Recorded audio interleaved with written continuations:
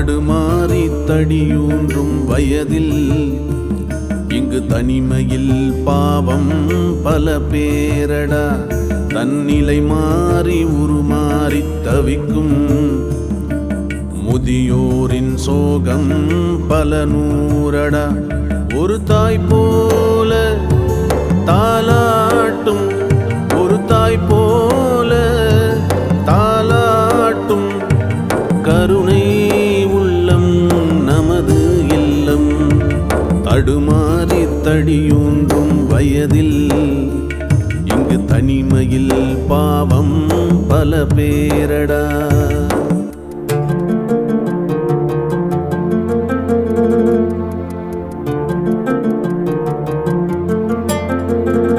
Hi, hello, வணக்கம் and welcome to எஸ்வேப் TV.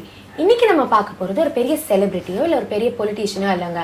வைரி வயல் அப்படிங்கிற ஊர்லேருந்து மிஸ்டர் சந்திரசேகரன் அப்படிங்கிற ஒரு மனிதர். இவர் பார்த்தீங்கன்னா மலேசியாவில் 15 வருஷமா ஒரு ட்ரஸ்ட் நடத்திட்டு வந்துட்டு இருந்தாரு. இப்போ அதே மாதிரி தமிழகத்தில் 9 வருஷமா நமது இல்லம் அப்படிங்கிற அறக்கட்டளையை நடத்தி வந்துட்டு இருக்காரு. இதில் சாலையோரத்தில் இருக்கிற ஆதரவற்ற முதியோர்களை பராமரித்து வந்துருக்காரு. இப்போ நம்ம அவரை தான் பார்க்க போகிறோம். வணக்கம் சார். வணக்கம்மா.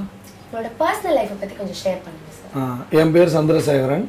எங்கள் அப்பா அம்மா பேர் அப்பா பேர் மாங்குடி, அம்மா பேர் செல்லம்மாள்.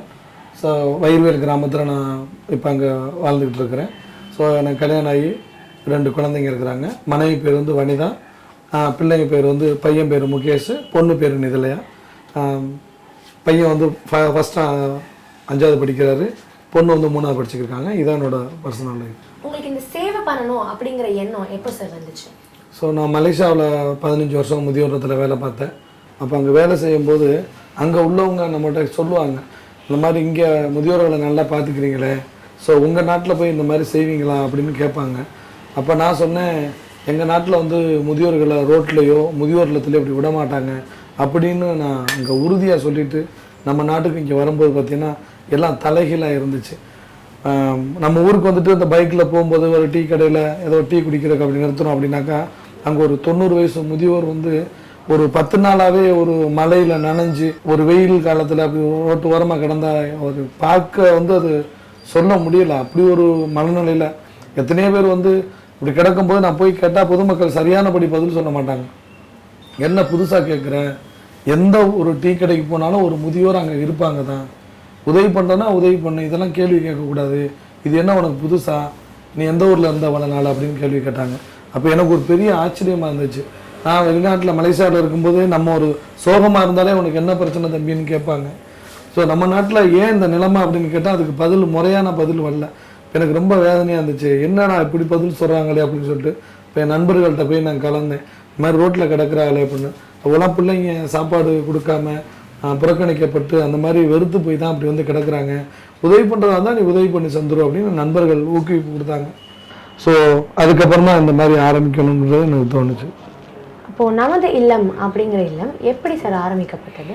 அதான் நான் அப்படி சாலை ஓரமாக அப்படி இருக்கும்போது என் மனசுக்குள்ள பைக்கில் போகும்போது வரும்போது நான் யோசிப்பேன், உங்களுக்கெல்லாம் நான் கண்டிப்பாக ஏதாவது ஒரு வழி காட்டுவேன், உங்களுக்கு ஏதாவது ஒரு வகையில் நான் உதவி பண்ணுவேன் அப்படிங்கிற எண்ணம் என் மனசுக்குள்ளே இருந்துக்கிட்டே இருந்துச்சு 1 வருஷமாக. ஏன்னா கல்யாணம் ஆன புதுசில் எனக்கு கொஞ்சம் கமிட்மெண்ட்ஸ் நிறையா இருந்துச்சு. அதனால் உடனே தலையிட முடியலை. அதுக்கப்புறம் நண்பர்கள்ட்ட சொன்னேன், எல்லோரும் எனக்கு சப்போர்ட் பண்ணுறீங்களா, கொஞ்சம் சப்போர்ட் பண்ணால் கொஞ்சம் உதவியாக இருக்கும், ஒரு 10 முதியோரையாவது தத்தெடுத்து நம்ம சாப்பாடு கொடுத்து பார்த்துக்கலாம் அப்படி சும்மா சொன்னாங்க. சரி கண்டிப்பாக நீ செய்யா அப்படி சொன்னாங்க. அப்போ நானும் பேர் செலக்ட் பண்ணேன், நமது இல்லம்னு சொல்லி வைப்போம்.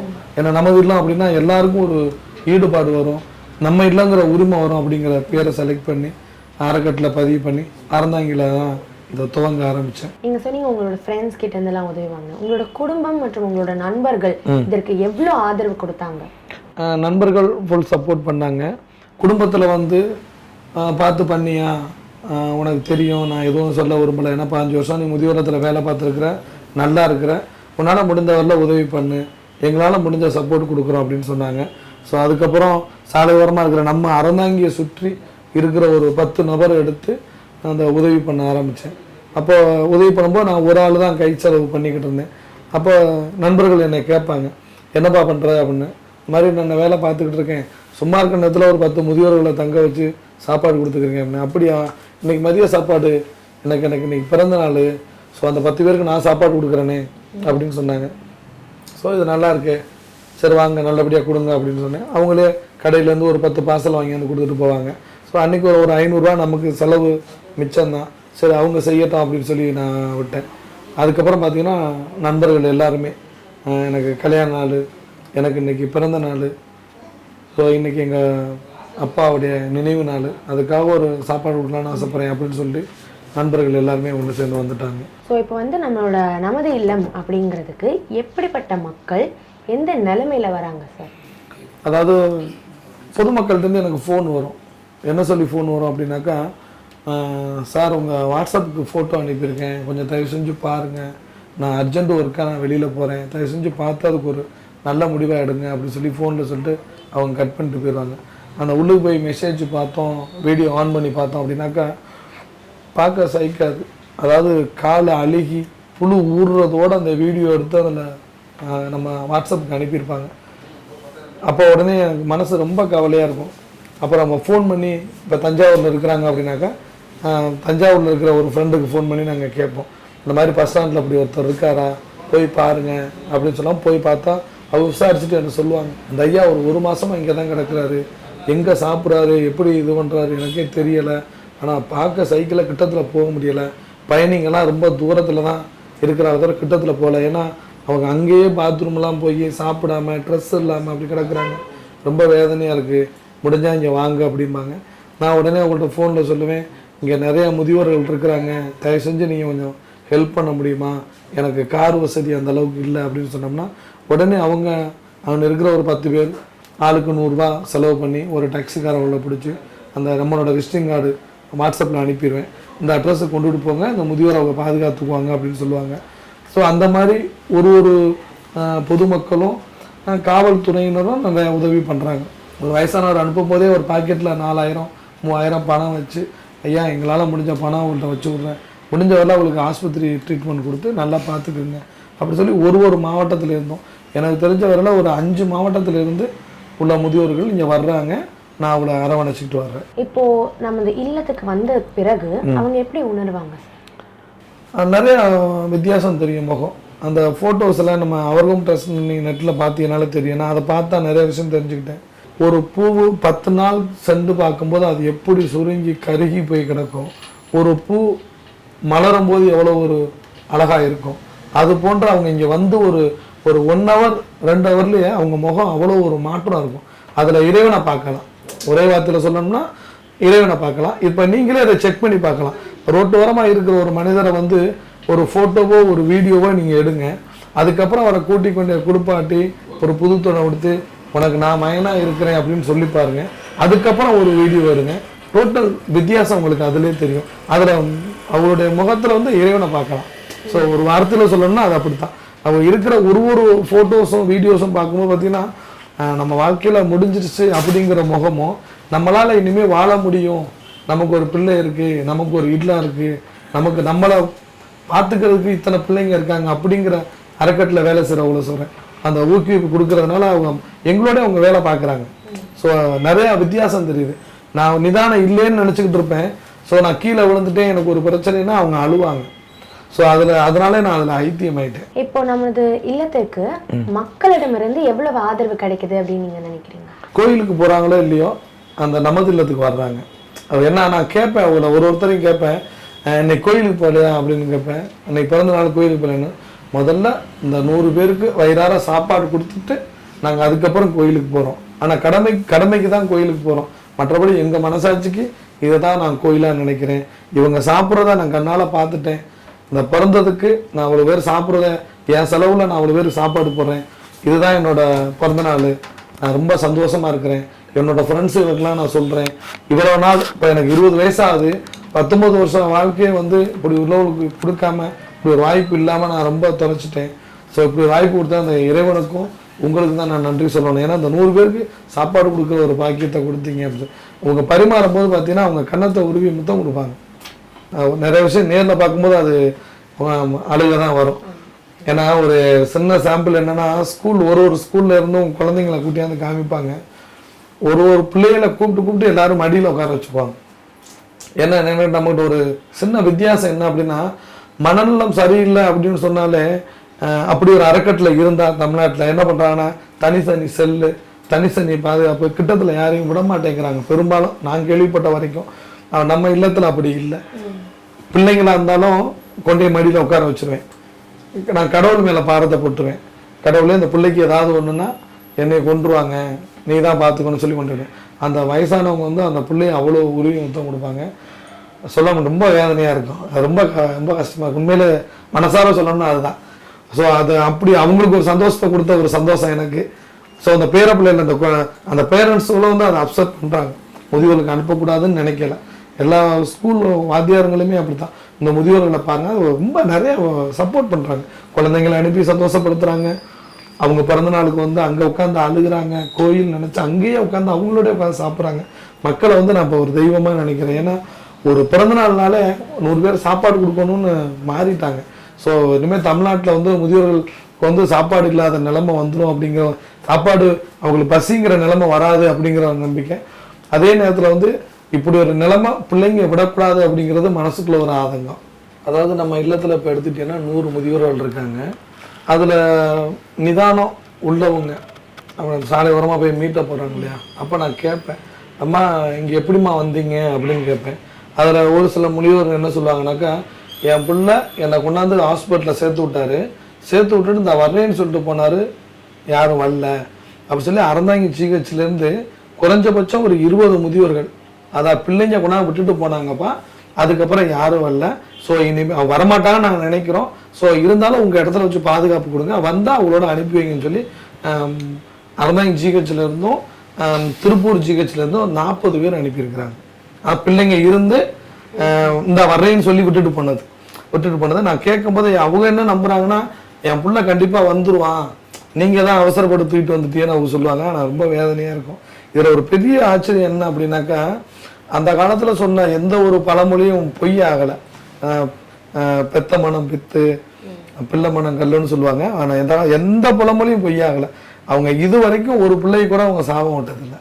நல்லா இருக்கட்டும்பா அப்படி சொல்லுவாங்க. அது சொல்லும் போது அந்த ஈட்டி எடுத்து குத்துற மாதிரி ஒரு ஃபீலிங் நமக்கு இருக்கும். அப்போதான் ஒரு தாயோட அன்புங்கிறத நான் அதில் தான் நானே தெரிஞ்சுக்கிட்டேன். சமூகத்துல பிரபலமானவங்க யாராச்சும் நமது இல்லத்துக்கு ஆதரவு பண்ணியிருக்காங்க? கண்டிப்பாம்மா, கண்டிப்பாக உதவி பண்ணிக்கிறாங்க. யார் அப்படின்னு கேட்டீங்கன்னாக்கா, நடிகர் ராஜ்கிரண் சார், பாண்டவர் பூமி நிறைய படம் நடிச்சிருக்கிறாங்க. அவங்க மனைவி ஒரு ட்ரிப்பு என்கிட்ட ஃபோன் பண்ணி பேசினாங்க. சார் இந்த மாதிரி ஒரு 1.5 வருட காலமாக உங்கள் இல்லத்தை பற்றி எங்கள் மேனேஜரை விட்டு விசாரித்தோம், ஃபேஸ்புக்லேயும் நாங்கள் வந்து அதை பற்றி ஃபாலோ பண்ணோம். ஸோ உங்கள் மேலே எங்களுக்கு ரொம்ப நம்பிக்கையாக இருக்குது. இது மாதிரி எங்கள் ஐயா வந்து ஒரு 30,000 ரூபா பணம் கொடுத்து தமிழ்நாட்டில் கரெக்டான அறக்கட்டில் கொண்டு இதை சேர்க்குறது உங்கள் கடமைன்னு சொல்லி எனக்கு அதை பொறுப்பை ஒப்படைச்சாங்க. 1.5 வருஷம் உங்களை ஃபாலோ பண்ணி கரெக்டான இடத்துல உங்கள்கிட்ட வந்து ஒப்படைக்கிறேன் அப்படின்னு சொன்னாங்க ராஜ்கிரண் ஐயாவோட மனைவி. எனக்கு அவ்வளோ ஒரு சந்தோஷமாக இருந்துச்சு. ரொம்ப 10 ஆஸ்கார் விருது வாங்கின மாதிரி. ஏன் அப்படின்னு கேட்டீங்கன்னாக்கா, சினிமா துறையில் வந்து ராஜ்கிரண் சார் வந்து ஒரு தனி இடத்துல இருக்கிறாங்க. தனி இடம்னா அவரை பற்றி ஒரு எந்த விதமான ஒரு கெட்ட பேர்களும் இதுவும் வந்தது கிடையாது. ஸோ அவர்கள்ட்டேருந்து அவங்க அந்த ஐயா மனைவியை அவங்க ஃபோன் பண்ணி 1/4 மணி நேரம் பேசினா ரொம்ப சந்தோஷமாக இருந்துச்சு. எதுக்கு அந்த வார்த்தை சொன்னாங்கன்னா, சென்னையிலேருந்து இவ்வளோ தூரம் ஒரு சினிஃபில்ல ஒரு அவ்வளோ உச்சகட்டத்தில் இருக்கிற நீங்கள் எனக்கு ஃபோன் பண்ணி 30,000 கொடுக்குறேன் சொல்ல 5-6 வருஷத்துக்கு முன்னாடி அப்படி சொன்னால் ரொம்ப சந்தோஷம். அப்படிலாம் சந்தோஷப்பட்டுறாதையா, 1.5 வருஷம் அவனை ஃபாலோ பண்ணோம். ஏன்னா எங்கள் ஐயா வந்து என்கிட்ட கொடுத்த கடமை இதை கரெக்ட், அதாவது தமிழ்நாட்டில் கரெக்டான அறக்கட்டையில் இதை ஒப்படைக்கணும், இது எனக்கு செய்கிற உதவின்னு ராஜ்கிரண் சார் அவங்க மனைவிக்கிட்ட அந்த 30,000 கொடுத்தாங்களாம். ஒரு 10 ஆஸ்கார் விருது வாங்கின மாதிரி ஒரு சந்தோஷம் எனக்கு. ஸோ நமது இல்லத்தோட கட்டமைப்புகள் எப்படி இருக்கு அண்ட் அரசு உங்களுக்கு ஏதாச்சும் உதவி பண்ணியிருக்காங்களா? ஆமாம், இப்போ எப்படின்னு கேட்டீங்கன்னாக்கா, நாங்கள் அறந்தாங்கில முதியோரில் வச்சுருக்கும் போது தண்ணி வசதி இல்லாமல் நான் டெய்லி சைக்கிளில் போய் தண்ணி பிடிச்சி தூக்கிட்டு வருவேன். அப்புறம் லாரியில் எடுத்துக்கிட்டு போயிட்டு 5 ட்ரம் 4 ட்ரம் தண்ணி அந்த மாதிரி சிரமப்பட்டுக்கிட்டு இருந்தோம். அப்படி சிரமப்பட்டு இருக்கும்போது நம்ம அறந்தாங்கில டிஎன்எஸ் தேவர் ஐயா வந்து நம்ம இடத்துல வந்து போர் இலவசமாக தான் தண்ணி போகுது, அந்த இடத்துல 25 பேரை வச்சு காப்பாற்றிக்கோங்கன்னு சொல்லி அவங்க இலவசமாக கொடுத்தாங்க. அப்புறம் அந்த இல்லத்தில் ஒரு 25 நபர்களை வச்சு உதவி பண்ணிக்கிட்டு இருந்தேன். அப்போ உதவி பண்ணிக்கும் போது பார்த்தீங்கன்னாக்கா, அலியானலை அந்த பிரசிடண்ட்டு, அவங்க பேர் வந்து மெய்யநாதன் சார், அவங்க யதார்த்தமாக அந்த கொடியேற்ற விழாவுக்காக அங்கே கொடியேற்றுறதுக்கு வந்தாங்க நம்ம இல்லத்துக்கு. வரும்போது அவங்க என்ன சொன்னாங்கன்னா, சாயந்தரம் நேரத்தில் ஒரு 10 பேர் வெளியில் படுத்திருந்தாங்களே, அது ஏன் தம்பி அப்படின்னு என்னை கேட்டாங்க. அப்போ நான் அவங்கள்ட்ட சொன்னேன், தப்பாக எடுத்துக்காதீங்க ஐயா, உள்ளே படுக்கிறதுக்கு இடம் இல்லை, அதனால தான் வெளியில் படுத்திருந்தாங்கன்னு. அப்படின்னா ஏன் அந்த உதவி பண்ணுறிய, வெளியில் படுக்க வச்சுருக்கிய அப்படிங்கும்போது, நான் என்னங்கய்யா பண்ணுறது, அதாவது ரோட்டில் இருந்து தூக்கிட்டு வரும்போது எனக்கு இங்கே இடம் பத்தலை, படுக்க வைக்க இடம் வசதி இல்லை அப்படின்னு சொல்லும்போது, அப்போ அவங்க வெளியில் என்ன ரூம் போட்டால் தங்கியிருக்கிறாங்க, அங்கேயும் ரோட்டுக்கரில் படுத்திருக்காங்க. அதாவது பஸ்ஸு லாரியை போகிற வசதி, அவங்க இறந்து போகிறதுக்கு ஒரு வாய்ப்பு இருக்குது. பொதுமக்கள் பைக்கில் போகும்போது இருட்டில் அவங்கள பார்த்து பிரேக் அடித்து பொதுமக்களுக்கும் பெரிய பாதிப்பு இருக்குது. அதனால் இங்கிட்டு ஒரு ஓரமாக தோப்புக்குள்ளேயாவது படுத்துக்கிட்டோம், சாப்பாடு கொடுங்க அப்படி சொல்லும்போது என்னால் பதில் தட்ட முடியலையா, அதனால தான் வெளியில் படுத்திருக்காங்க ஐயா அப்படின்னு. அப்போ அந்த ஐயா ஒரு வார்த்தை சொன்னாங்க, நான் பிரசிடெண்ட் பதவியில் இன்னும் ஒரு 6 மாதம் தான் இருப்பேன், அதுக்குள்ளார லைஃப்பில் ஏதாவது ஒரு நல்ல காரியம் பண்ணணும் அப்படின்னு சொல்லிட்டு கவர்மெண்ட் இடம், சென்ட்ரல் கவர்மெண்ட் இடம். ஸோ இது பப்ளிக்காக பேசுகிறேன், எனக்கு அது கவலையாக இருக்குது, இதனால் பிரச்சனை வருமோன்னு. இருந்தாலும் நான் என்ன சொல்கிறேன்னா, சென்ட்ரல் கவர்மெண்ட் இடம் இருக்குது, ஊராட்கள் ஒற்றுமையாக நாங்கள் எல்லோரும் கலந்து பேசி ஒரு இடம் தர்றோம், சாலை ஓரம் முதியோர்களை அங்கே வச்சு பாதுகாப்போம், அது எங்களுக்கும் ஒரு பெரிய புண்ணியமாக இருக்கும் அப்படின்னு சொல்லி சொன்னாங்க. இப்போ தமிழ்நாடு அளவில் ஒரு 1 ஏக்கர் இடத்துக்கிட்ட வந்து ஊர் ஒற்றுமை சேர்ந்து அவங்க கொடுத்துருக்காங்கன்னா அது எனக்கு மட்டும்தான். அது எனக்கு அந்த இதை நான் மறக்க மாட்டேன், அந்த உதவியை. இருந்தாலும் அரசாங்கமும் எனக்கு வந்து மறைமுகமாக சப்போர்ட் பண்ணுறாங்க. ஒரு நல்ல இல்லை நடக்குது, என்ன தார்சு கட்டணம் கட்ட முடியல, சீட்டு கட்டடத்தெலாம் வச்சுருக்கிறிய, சரி பரவாயில்ல, அரசாங்கத்தில் நாங்கள் ஏதாவது ஒரு பதிலை சொல்லிக்கிறோம், உங்களால் முடிஞ்ச நல்லதை பண்ணுங்கன்னு சொல்லி கவர்மெண்ட் அதிகாரிகள், அதாவது போலீஸ் அதிகாரிகள் எல்லாருமே சப்போர்ட், அவங்களால முடிஞ்ச காசுகளையும் கொடுத்து உதவி பண்ணி அந்த கட்டடம் பொதுமக்களாக சேர்ந்து ஒரு 10 லட்ச ரூபாய்கிட்ட செலவு பண்ணி ஷீட்டில் கட்டியிருக்கிறோம். இருந்தாலும் அந்த புதுக்கோட்டையில் உள்ள பெரிய பெரிய அதிகாரிகள் என்ன சொல்கிறாங்க அப்படின்னாக்கா, சந்துரு இது வந்து 100 பேருக்கு மேலே நீங்கள் உதவி பண்ணுறீங்க, எங்களுக்கு ரொம்ப சந்தோஷமாக இருக்குது. அதே நேரத்தில் சொந்த இடத்துல ஒரு தார்சு கட்டடம் கட்டிட்டீங்கன்னா எங்களுக்கும் ஒரு பயம் இல்லாமல் இருக்கும். தயவு செஞ்சு ஒரு கட்டடத்தை கட்டிட்டு அரசாங்கம் கொடுக்குற நிதியும் வாங்கி அவங்களுக்கு இன்னும் நல்லது பண்ணுங்க அப்படி சொல்லி கேட்டுக்கிட்டாங்க. அதுக்காக ஒத்தக்கடைங்கிற இடத்துல ஒரு 1/2 ஏக்கர் இடம் வாங்கியிருக்கு. கட்டடம் கட்டுறதுக்கு பொதுமக்கள்கிட்ட மணல், கல், ஜல்லி இதெல்லாம் வாங்கி ஒரு 5 லட்ச ரூபாய்க்கு மேலே ஜாமான் இறக்கியிருக்கிறோம். இப்போ ஒரு கண்ணன் சார் இருக்கிறவங்க இப்போ மெட்ராஸுக்கு வந்தப்போ இப்போ இங்கே வந்தோன்னு சொன்னாங்க, உங்களுக்கு எதுவும் உதவி தேவைப்படுது சார், உங்களை பார்த்து கேள்விப்பட்டேன் சொல்லி இப்போ நம்ம வரும்போது கேட்டாங்க, எப்படி சார் தெரியும்னு ஃபேஸ்புக்கில் பார்த்தேன், என்ன வேணும் அப்படின்னாங்க. மாதிரி ஒரு அவசர உதவினா கார் இல்லை சார், அது ஒரு உயிரை காக்கிற ஒரு விஷயம், ஆனால் கார் இல்லாமல் வாடகை காரில் தான் போயிட்டு வரோம், நம்ம கார் ஒரு 1 கிலோமீட்டர் போனால் நின்று போயிருது அப்படி சொன்னேன். உடனே இந்த இன்னொரு 10 நாளில் ஒரு புது கார் வாங்கி தரேன் அப்படின்னா கண்ணன் சார் ரொம்ப சந்தோஷமாக இருந்துச்சு. வேறு என்ன சார் உதவி வேணும் அப்படின்னாங்க. அப்போ நான் சொன்னேன், இல்லை சார் கார் உதவி பண்ணிக்க அதுவே போதும் சார் அப்படி சொன்னேன். இல்லை சார் நீங்கள் ஏதாவது ஒன்று கேட்கணும் அப்படின்னாங்க. கட்டடம் கட்டுறதுக்கு முயற்சி பண்ணிக்கிருக்கோம், இந்த கட்டடம் வந்து 50 லட்ச ரூபாய்கிட்ட செலவாகுது, அதனால தான் யார்ட்டையும் அது சொல்ல முடியாமல் தயங்குறேன்னாங்க. 5 லட்ச ரூபாய்க்கு நானே வந்து நேரடியாக வந்து செய்கிறேன் அப்படின்னாங்க. நான் பணமாக வாங்க மாட்டேன் சார், நீங்கள் நேரடியாக வந்து சிமெண்ட்டாக கம்பியாக வாங்கி கொடுத்துட்டு போனீங்கன்னா எனக்கு திருப்தியாக இருக்கணும். கண்டிப்பாக ஒரு மாதத்துக்குள்ளார என் ஃப்ரெண்ட்ஸுகளோடு வந்து கட்டடத்துக்கான மெட்டீரியல் வாங்கி கொடுக்குறேன்னு சொன்னாங்க. அது எனக்கு ரொம்ப சந்தோஷமாக இருந்துச்சு.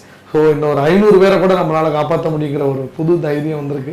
நண்பர்கள் எல்லாரும் ஒன்று சேர்ந்து ஆளுக்கு ஒரு கம்பி வாங்கி கொடுத்தா கூட இந்த தமிழ்நாட்டில் உள்ள முக்கால் வேற தடுமாறவளை என்னால் காப்பாற்ற முடியுங்கிற ஒரு தைரியம் இருக்குது. நண்பர்கள் எல்லாம் ஒன்று சேர்ந்து வரணும், வந்துட்டாங்கன்னா இந்த வருஷத்துலேயே என்னோட லட்சியமே சாலை ஓரமாக யாரும் இருக்கக்கூடாது, ஆதரவு இல்லைங்கிற நிலைமை இருக்கக்கூடாது. நான் நிறைய காலேஜுகளுக்கெல்லாம் போவேன், அப்போ நான் விழிப்புணர்வு சொல்லுவேன், தாய் தந்தையரை தயவு செஞ்சு ரோட்டில் விட்டுறாதீங்க, 7 ஜென்மத்துக்கு அது பாவம் அப்படின்னு சொல்லிட்டு வந்தோம்னா இனிமேல் வரதை தடுக்கிறதுக்கான வழியும் பண்ணிக்கிட்டு வர்றேன். உங்களுடைய இல்லத்துக்காக உங்களுக்கு ஏதாச்சும் தேவைகள் இருக்கா சார்? கட்டடங்கிறது ஒரு மெயின் பிரச்சனை. அப்படிங்கும்போது பார்த்தீங்கன்னாக்கா இப்போ நம்ம சொன்ன மாதிரி கண்ணன் சார் உதவி பண்ணுறோம்னு சொல்லியிருக்கிறாங்க.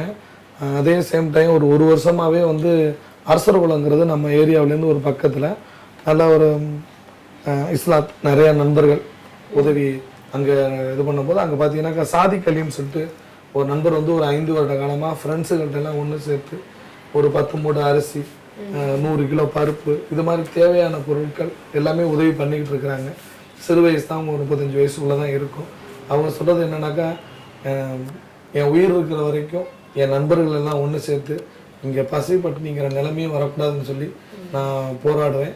அதே நேரத்தில் கட்டடம் குறைஞ்சது 50 லட்ச ரூபாய்க்கு மேலே வரும்னு நினைக்கிறேன். அதனால் நண்பர்கள் எல்லாரையும் ஒன்று சேர்த்துக்கிட்டு இருக்கிறேன். ஸோ எல்லா நண்பர்களும் கண்டிப்பாக ஒன்று சேருவாங்க. ஏன்னா பொதுவாகவே பார்த்தீங்கன்னாக்கா இஸ்லாத்தில் வந்து பொதுவாக வந்து யாரும் கஷ்டப்படக்கூடாதுங்கிறது மெயினாக நினைப்பாங்க நிறைய பேர். இப்போ இன்றைக்கி அவங்க நிறைய நமக்கு சப்போர்ட்டு, யாரும் ஒருத்தவங்க பட்னியாக கிடந்தாலும் அவங்கள்ட்ட ஒரு வார்த்தை சொன்னோம்னா அந்த மாதத்து பிரச்சனையை தீர்த்து விட்ருவாங்க. இப்போ அந்த சாதிக் அலிங்கிற சார் வந்து நண்பர்கள் எல்லாரையும் ஒன்று சேர்த்துக்கிட்டு இருக்கிறாங்க. ஸோ ப்ளஸ் கண்ணன் சார் இருக்கிறாங்க, அப்புறம் தமிழ்நாடு மெடிக்கல் அறந்தாங்கில் வச்சுருக்காங்க. அவங்க தான் நமக்கு மருந்து சப்ளை எல்லாமே பண்ணுறாங்க. கவர்மெண்ட் அதிகாரிகளிலும் போலீஸ் அதிகாரிகள், நல்ல அதிகாரிகள், அவங்க எல்லாருமே ஒன்று சேர்ந்து நீங்கள் கட்டடத்தை மட்டும் ஆரம்பிக்கிறதுக்கு ஒரு அடித்தளம் போடுங்க, நாங்கள் எல்லாரும் ஒன்று சேர்ந்து நிற்கிறோம்னு சொல்லி எல்லாரும் ஒன்று சேர்ந்து இருக்கிறாங்க. ஸோ இந்த வருஷத்தில் கண்டிப்பாக ஒரு 500 பேரை தங்க வைக்கிற அளவுக்கு கட்டடம் கட்டிடுவோங்கிற ஒரு நம்பிக்கை எனக்கு இருக்குது. கண்டிப்பாக அந்த கடவுளும் துணையாக இருப்பாருன்னு நான் நம்புகிறேன். ஸோ இப்போ நம்ம இல்லத்தில் வந்து முதியோர்கள்லாம் இருக்காங்க இல்லையா, அவங்க இறந்ததுக்கு பின்ன அவங்களோட பசங்களாக இருக்கட்டும், அவங்கள பார்க்க யாராச்சும் வருவாங்க? அதாவது பார்த்தீங்கன்னாக்கா நாங்கள் அந்த ஃபேஸ்புக்கில் போடுவோம், இந்த மாதிரி இந்த தாய் தகப்பனை வந்து இப்படி ரோட்டில் விட்டுருக்குறீங்க, உங்கள் பிள்ளைங்க பேரெல்லாம் இவ்வளோ பேர் சொல்கிறாங்க, ஸோ நீங்களாக வந்து கூட்டிகிட்டு போனீங்கன்னா நல்லது, தயவு செஞ்சு வாங்க, இனிமேல் இந்த பாவத்தை செய்யாதீங்கன்னு கொஞ்சம் உருக்கமாக பேசி நான் வாட்ஸ்அப்பில் ஃபேஸ்புக்கில் போடுவேன். ஸோ இது அவங்க காதுக்கு போனோன்னே கண்டுக்காமல் இருப்பாங்க. ஸோ யாராவது ஒருத்தங்க அந்த தகவலை கேட்டு அவங்களுக்கு ஃபோன் பண்ணி சத்தம் போடுவாங்க பிறகு, ஏன்டா அப்படி மானத்தை வாங்குற, அவன் தாய் தகப்பன் அவனை எவ்வளோ கஷ்டப்பட்டு வளர்த்தாங்க, ஏன்டா அப்படி பண்ணுற அப்படின்னு சொல்லி திட்டும்போது அங்கேருந்து வருவாங்க கோவமாக, ஃபேஸ்புக்கில் போட்டு எங்களை அவமானப்படுத்திட்டேன்னு. நீங்களாம் வந்திருந்தீங்கன்னா இந்த பிரச்சனை இல்லை, நீங்கள் ரோட்டில் விடாமல் இருந்தாலும் இந்த பிரச்சனை இல்லை அப்படி சொல்லி திட்டியே ஒரு 50 பேருக்கு மேலே கூட்டிகிட்டு போயிருக்காங்க. நான் ஃபேஸ்புக்கில் போகிறதுக்கான ரீசன்டாக இனிமேல் அவங்க எங்கிட்ட விடக்கூடாது அப்படிங்கிற ஒரு எண்ணமும், ரெண்டாவது இங்கே வந்துட்டாங்க பிள்ளைங்க வரலைனாலும் உறவினர் திட்டியாவது வருவாங்களே அப்படின்னு சொல்லி விடுவோம். சில பேர் கடைசி வரைக்கும் வரமாட்டாங்க. ஸோ இறந்ததுக்கப்புறம் ஊட்டியாந்து அழுவாங்க. நான் சொல்லுவேன், நான் அவங்கள திட்ட மாட்டேன், போய் இறந்த இடத்த காமிக்கிறேன், நாங்களே இறுதி கடங்கு நாங்கள் பண்ணிட்டோம், கவர்மெண்ட்டில் நாங்கள் சொல்லிட்டோம், விபோ தாசில்தாருக்கு தெரியப்படுத்திட்டோம், இந்த ஃபோட்டோஸ் இருக்குது, ஸோ நான் அவங்கள்ட்ட சண்டை போட விரும்பலை, நீ மன்னிப்பு கேட்கணும்னு நினச்சேன்னா இந்த இறந்த இடத்த காமிக்கிறேன், அங்கே விழுந்து அழுது பொருள் என்ன வேணாலும் பண்ணிக்க. ஸோ ஆனால் அவங்க மன்னிச்சாலும் மேலே உள்ள மன்னிக்க மாட்டாங்க அப்படின்னு சொல்லிட்டு நான் விட்டுருவேன், யார்ட்டையும் நான் சண்டை போட மாட்டேன். இறந்ததுக்கப்புறம் எல்லாரும் வர்றாங்க. ஸோ இப்போ வந்து நீங்கள் உங்களோட தாய் தந்தையை எப்படி பார்த்துப்பீங்க சார்? என்னை பொறுத்தவரை என் பிள்ளைகளை எப்படி பார்க்கணும்னு அது மாதிரி பார்த்துக்கிறேன். ஏன்னா எனக்கு வந்து என் தாய் தந்தையரை எனக்கு நிறையா சொல்லி கொடுத்து வளர்த்துருக்காங்க. என்ன சொல்லி கொடுத்து வளர்ப்பாங்கனாக்கா, தம்பி நீ கல்யாணம் ஆனதுக்கப்புறம் உன் மனைவி பிள்ளை இப்படி ஒரு பிள்ளையை வளர்த்துருக்கானேன்னு என்னை யாரும் கேட்டக்கூடாது, ஊருக்காரவங்க பிள்ளையை இப்படி வளர்த்துக்கான்னு யாரும் என்னை கேட்டுக்கக்கூடாது, அது மாதிரி நீ வளரணும் அப்படின்னு சொல்லி வளர்த்தாங்க. அதே நேரத்தில் வந்து இயற்கையாகவே தாய் தகப்பன் செயலை பார்த்து நம்ம வளர்ந்ததுனால அவங்க ₹1 கேட்டாங்க அப்படின்னாக்கா 10 ரூபாயாக தான் நான் கொடுப்பேன். எனக்கு எனக்கு எனக்கு ஒரு எனக்கு ஒரு சந்தோஷம், இறைவன் வந்து ஆரம்பத்திலே நமக்கு இப்படி ஒரு நல்ல எண்ணத்தை கொடுத்துருக்கான்னு எனக்கு ஒரு சந்தோஷம். என்ன அப்படின்னு கேட்டிங்கனாக்கா, இந்த டயர் வண்டி ஓட்டி விளையாடுற காலத்துலேயே சும்மா அப்போனா 5-6 வயசு தானே இருக்கும், அப்போ என்னம்மா அப்படி உட்காந்துருக்குறீங்க அப்படின்னு நம்ம கேட்போம். ஏன்டா சொன்னால் உனக்கு விவரம் புரிய போதா, ஏன் இதெல்லாம் நீ கேட்குற பெரிய மனுஷன் மாதிரி, சொல்லுங்கம்மா நேற்றுலேருந்து பார்க்குறேன் இங்கேயே உட்காந்துருக்கீங்களே அப்படின்னா, இந்த பக்கம் போனால் டீ கடைக்கு 5 ரூபா கொடுக்கணும், அந்த பக்கம் போனால் டீ கடைக்கு 5 ரூபா கொடுக்கணும், 2 பக்கம் போனால் கூப்பிட்டு கேட்பாங்க, அதுக்காக தான் உட்காந்துருக்கேன் அப்படின்னு சொல்லுவாங்க. 10 பைசாவுக்கு போய் கடலாஞ்ச காலத்துலேருந்து இன்னைய வரைக்கும் அவளை கண்கலங்க விட்டதில்லை, அவங்கள கஷ்டத்துக்கான அதுக்கு கிட்டத்தில் நான் போக விட்டது கிடையாது. நாங்கள் ஒரு 5-6 பேர் அண்ணன் தம்பியாக இருந்தாலும் மற்றவங்க ₹1 கொடுத்தா நான் ₹20 கொடுப்பேன். ஏன்னா நான் நினைக்கிறது என்ன அப்படின்னாக்கா, நல்லது பண்ணுறதுலையும் சந்தோஷப்படுறதுலையும் அந்த புண்ணியம் அந்த சந்தோஷம் வரணும் அப்படின்னு நான் நினைப்பேன். ஒரு 10 ரூபா கொடுக்கும்போது நம்ம என்னதான் இருந்தாலும் அந்த தாயோட மனசு அவ்வளோ குளிர நம்ம நல்லா இருப்போம். இதான் உண்மை. ஒரு மனிதனும் தாய் தகப்பன் கலங்கக்கூடாதுன்னு நினைச்சா யாருமே வீழ்ச்சி கிடையாது, வளர்ச்சி தான். அது உணர்ந்துட்டாங்கன்னா இந்த நிலைமை வராது. இதான் உண்மை. என்னை பொறுத்தவரை வந்து என் மனசுக்குள்ள தாய் தகப்பனை கும்பிட்டுக்கிட்டு தான் நான் வாழ்ந்துக்கிருக்கேன். என்ன கோயிலுக்கு நான் அதிகம் போனது கிடையாது. இதான் உண்மை. இவ்வளோ பேர் ரோட்டில் தள்ளப்படுறாங்களே. ஸோ வீடியோஸ் எல்லாம் பார்த்தீங்கன்னா நீங்கள் வீட்டில் போய் சாப்பிட மாட்டீங்க. நான் இப்போ 25 வருஷம் இந்த பணியில் இருந்தாலும் சோறு அள்ளும் போது ஒரு நேரத்தில் புழு மாதிரி தெரியும், டபக்குன்னு போட்டுருவேன் என்ன அறியாமலே. அப்புறம் கான்சன்ட்ரேட் பண்ணி நம்ம வீட்டுக்கு வந்திருக்கோம், சாப்பாடு தான் சாப்பிட்றோம் அப்படின்னு யோசிச்சுட்டு அப்புறம் நிலைமை. அப்போ எவ்வளோ கொடூரமான ரோட்டில் கடந்து முதியோரை தூக்கிட்டு போயிருப்பேன். இப்படி ஒரு நிலைமை வரக்கூடாது. கண்டிப்பாக அது மன பாரத்தை தான் கொடுக்குது. இப்படி என்னைக்கு இந்த நிலைமை ஓய்தோ அன்னைக்கு தான் மனசை ரிலாக்ஸ் பண்ணுவேன். இப்போ இந்த மாதிரி தாய் தந்தையரை விட்டு போகிற மகன் மகள் அவங்களுக்கெல்லாம் நீங்க சொல்ல வேண்டிய ஒரு விஷயம், சொல்லக்கூடிய ஒரு விஷயம். தாய் தந்தையரை வந்து பெரும்பாலும் அவங்க விட்டுட்டு போறதுக்கான காரணம் என்ன அப்படின்னு கேட்டீங்கன்னா, மனைவியோட பதில் சொல்ல முடியல, மனைவி வந்து டெய்லி டார்ச்சர் பண்றாங்க. ஸோ மனைவியோட தொந்தரவு தாங்க முடியாம சில பேர் என்ன பண்றாங்க, பிள்ளைகளுக்கு சொல்லாமலேயே வெளியாயிடுறாங்க. ஒண்ணு. ரெண்டாவது வந்து மயங்களும் போய் சொல்ல தயங்குறத அவங்க புரிஞ்சுக்கிட்டு தான் முக்கால்வாசி வெளில போறாங்க. ஒரு தாய் சொல்றாங்க, ஒரு மயன் சொல்றாரு, எங்க அம்மா நான் கவனிக்காதனால தான் வெளில வந்துட்டாங்க அப்படின்னு சொல்றாங்க. நான் எல்லாருக்குமே சொல்றது என்னன்னாக்கா, நீ எத்தனை கோயில் போனாலும் 7 ஜென்மத்துக்கும் இந்த பாவத்தை தொலைக்க முடியாது. இதுதான் உண்மை. ஒரு 10 ரூபா செலவு பண்ண நீ சோம்பேறிப்பட்டு தாய் தகப்பனை வெளியில விட்ட அப்படின்னா 10 தலைமுறைக்கு அது உன்னை பாதிக்கும். தயவு செஞ்சு எந்த தப்பு செஞ்சாலும் தாய் தந்தரை வெளியில விடுற தப்பை மட்டும் பண்ணக்கூடாது அப்படின்னு காலில் உள்ள கும்பிட்டு கேட்டுக்கிறேன். இவ்வளோ நேரம் நம்ம சார் கிட்ட பேசினதுலேருந்து நம்ம நிறைய விஷயங்கள் கற்றுக்கிட்டு இருந்திருக்கோம் அப்படின்னு தான் நான் சொல்லணும். ஸோ இதே மாதிரி இன்னொரு மனிதரோட உங்களை சந்திக்கிறேன். until then it is bye from Priyanka.